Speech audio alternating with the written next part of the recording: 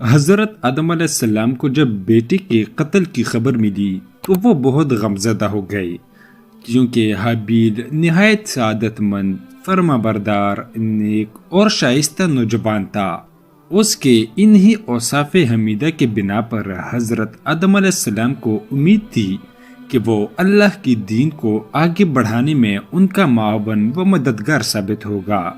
نیز بعض روایات کے مطابق حابیل کی شہادت کا بنیادی سبب یہی تھا کہ قابیل کو بھی اندازہ ہو چکا تھا کہ والد کے بعد نبوت کا تاج نیک سیرت حابیل ہی کے سر سجے گا، اور اسی حسد نے اسے بھائی کے قتل پر ابھارا۔ حابیل کے قتل کے بعد حضرت آدم علیہ السلام اور اماں حوا علیہ السلام بہت اداس رہا کرتے اور بیٹے کو یاد کر کے گھنٹوں آنسو بہایا کرتے تھے۔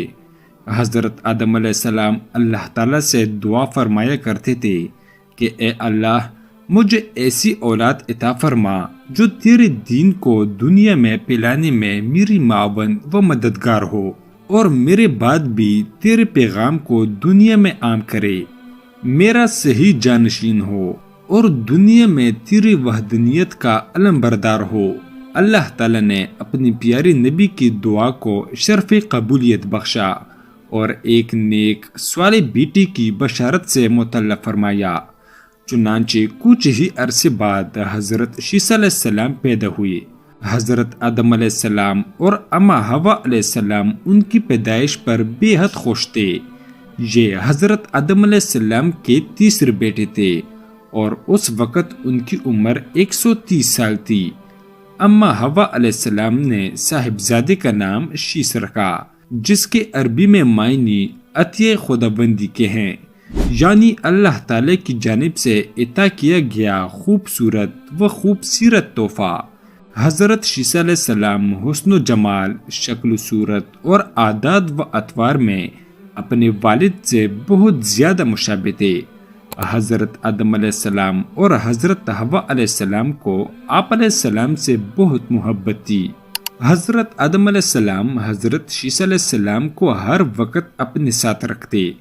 آپ علیہ السلام کو اس بات کا علم ہو چکا تھا کہ ان کی اولاد میں سے یہ بچہ ان کا جانشین ہوگا، چنانچہ انہوں نے شروع ہی سے ان کی تربیت پر خصوصی توجہ دی۔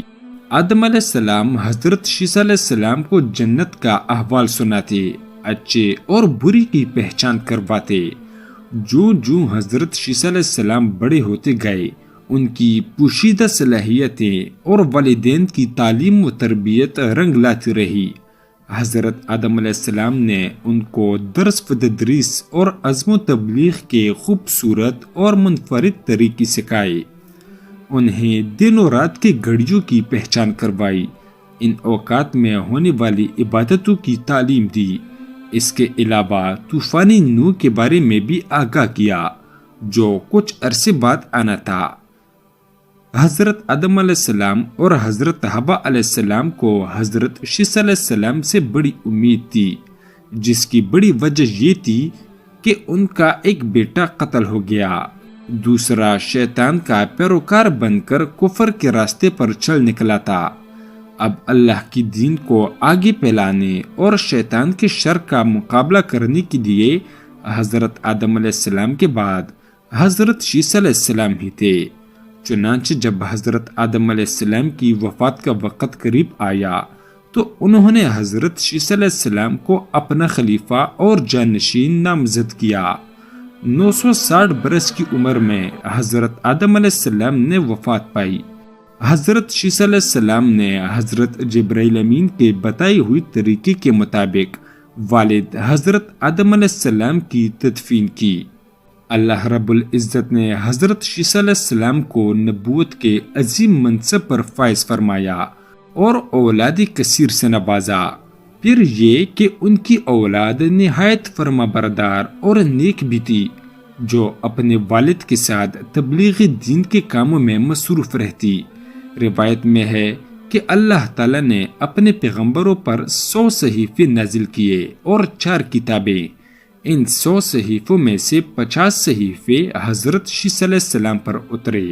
گو کہ قرآن کریم میں جن 25 انبیاء کرام علیہ السلام کے اسماء گرامی مذکور ہیں ان میں حضرت شیس علیہ السلام کا نام شامل نہیں، تاہم احادیث مبارکہ میں ان کے نبی ہونے کا صراحت کے ساتھ ذکر ہے۔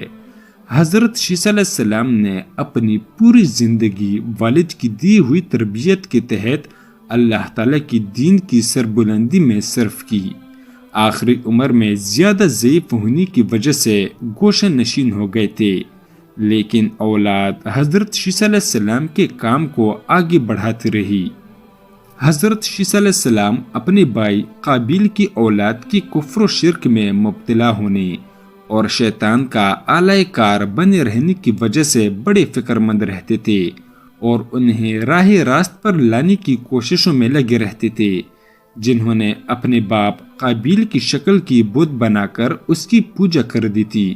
روایت میں ہے کہ دنیا میں موجود تمام انسان یعنی بنی آدم حضرت شیس علیہ السلام ہی کی اولاد ہیں، کیونکہ حابیل تو محض 20 برس کی عمر میں اپنے بھائی قابیل کے ہاتھوں شہید کر دیے گئے تھے اور انہوں نے کوئی وارث بھی نہیں چھوڑا تھا، جبکہ دوسرے بیٹے قابیل کی اولاد شیطان کی پیروکار اللہ کی نافرمان اور کفر پر گامزن رہتی تھی، جسے طوفان نوح میں غرق کر دیا گیا تھا۔